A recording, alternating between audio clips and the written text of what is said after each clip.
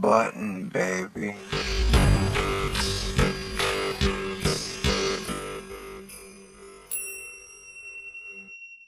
Stay cool. This is a Thor News presentation. Thor News presents... Magnetic fields have been a curiosity for thousands of years. A magnetosphere is the sphere of influence of a magnetic field. A new adventure begins. Alright, ladies and gentlemen, the New York Times is telling me that Juno is hobbled but healthy after a glitch, NASA says. Well, this is bad news because this means I've now used up one of my 10 free New York Times articles a month. Is that a new photograph?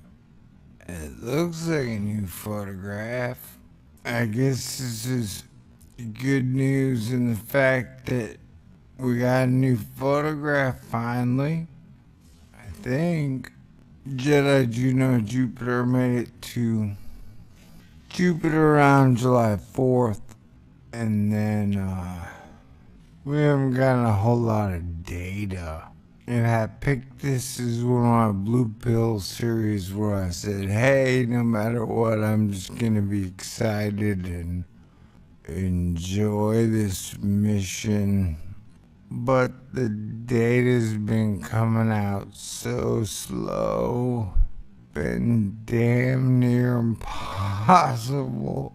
But hey, if every time it has trouble, they give us a new photo, maybe that's a good thing.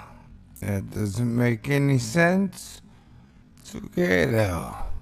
Not much does in 2016. What we're looking at is an image of the sunlit part of Jupiter, showing its swirling atmosphere. Juno recently measured radio waves emanating from 215 to 250 miles below Jupiter's colorful striped cloud tops. The data shows that these mysterious stripes descend towards the surface. I've never seen that photo before, so I'm gonna assume that it's new. No real mention of it though.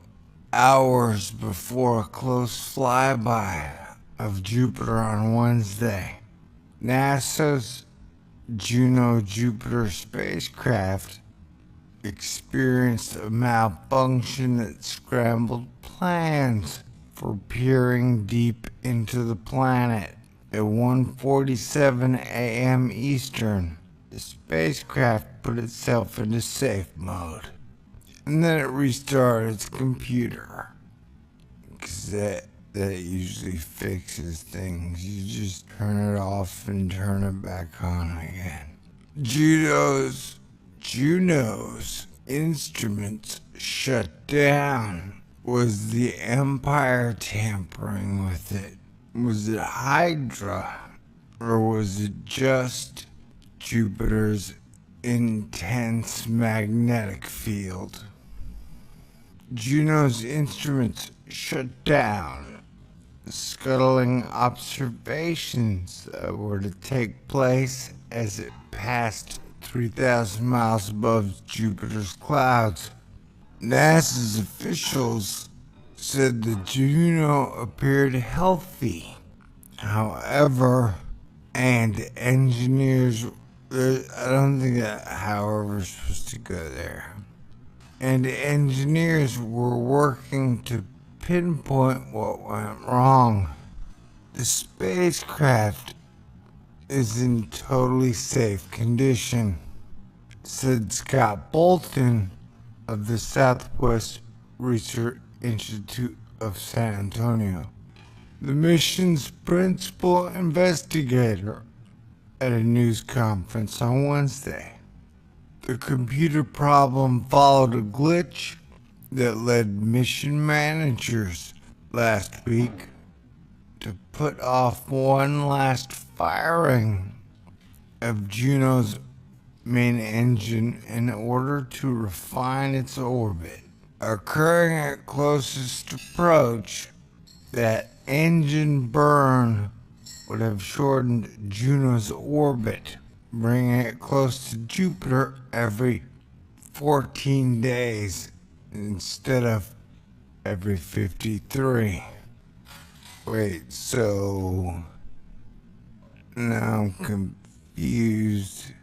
Occurring at closest approach, the engine burn would have shortened. Way to go, unnamed writer. With each close pass, instruments on Juno are to peer beneath Jupiter's dense clouds. With enough passes, scientists should be able to piece together a picture of the planet's composition. But as the propulsion system was being turned on last week, there were problems with valves that regulate the flow of helium that pressurizes the engine fuel. That doesn't sound good. 2 valves took several minutes to open instead of a few seconds, raising concern. Or how would a dense electromagnetic field screw up valves? That's what I want to know. We need to better understand this issue before moving forward with the burn of the main engine.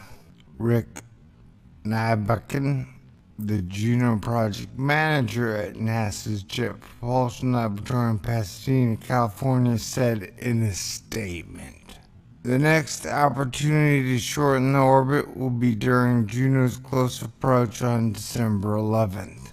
Juno launched on August 5th, 2011, and entered orbit around Jupiter on July 4th.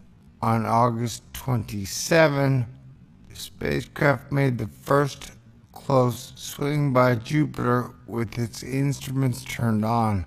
Even that one pass has revealed interesting hints about the solar system's largest planets. Did, when, where, to who.